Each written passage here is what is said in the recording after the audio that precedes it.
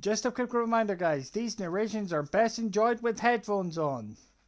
Hey everyone, this week I review a notoriously hard game to redeem ourselves after Tales' draconian analysis of Dragon Ball Z Kakarot. Seriously, the narrator that was in charge of this absolutely failed to stick to the script.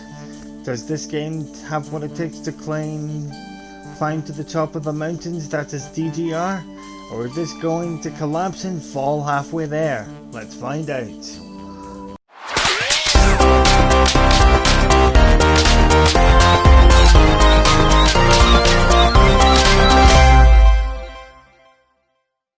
Now, there are lots of frustratingly hard games and challenges out there. Examples of these would be Halo's Reaches, If They Could Hear Me Beg, and not sorry Kenzie, Call of Duty 4 Modern Warfare's Mile High Club achievement.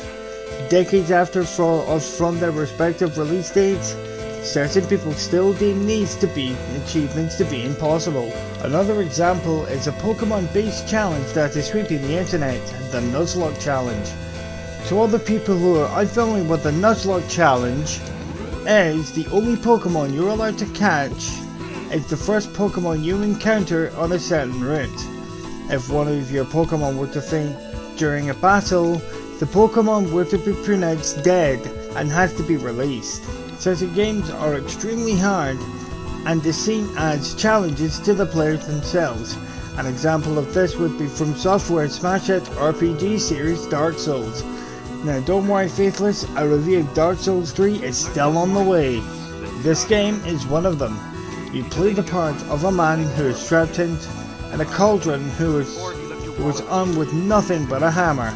The objective of the game is to climb on top of the mountain.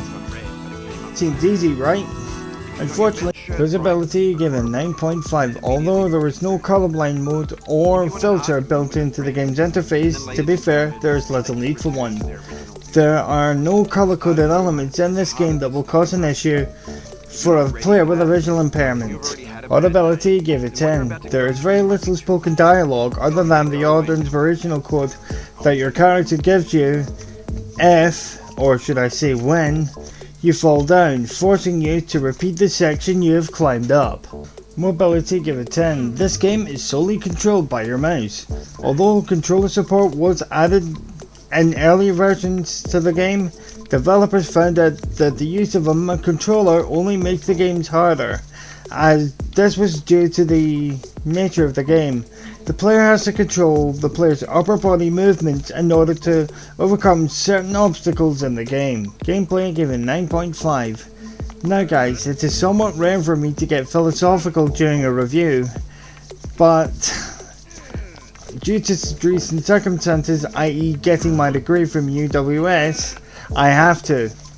Playing this game teaches the player about failure.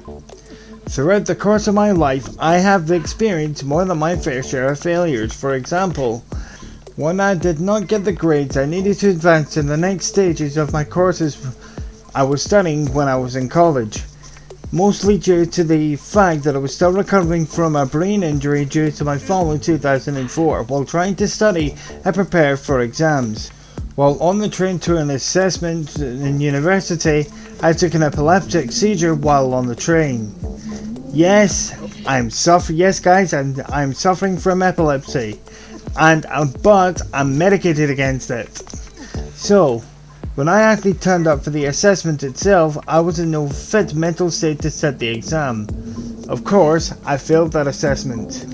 The point I'm trying to make is that in life you are going to experience setbacks or failures, especially with the events of this year so far. This game will teach you how to deal with failures and setbacks. The mountain you are climbing represents your life. The obstacles you encounter present the various challenges life will throw at you. Climbing the mountain represents you succeeding and achieving any goal that you set during your life. When working towards those goals and targets, failures and setbacks are inevitable. With reference to the assessment I previously mentioned, when the results came through, I was devastated. I went to my local bar and drowned my sorrows away. With non-alcoholic drinks, of course, i.e. Coca-Cola. But instead of me giving up the ghost and dropping out the course altogether, I dusted myself off, applied for the reset and started revising for the test again. When the date of the reset came along, there was yet more setbacks. But my lecturer became my reader during the theory element of the assessment. As soon as I found out that I passed this particular module on the reset, my Bachelor of the Sciences or BSc degree was secured. This game was about precision. If you make one small false move, bam, you fall down to the bottom of that section, even the entire mountain. The key to succeeding in this game is how you deal with these failures and climb back to the obstacle you fell from, and overcoming it. But, philosophical motivational mumbo jumbo aside, for an indie game, this is a lot of fun to play, but frustrating. Also, when you are playing this game for an extended period of time, the gameplay itself can be very cumbersome and tedious. In conclusion, getting over it is a very fun game to play. If you're looking to get into the Souls-esque games, this game is a very good starting point.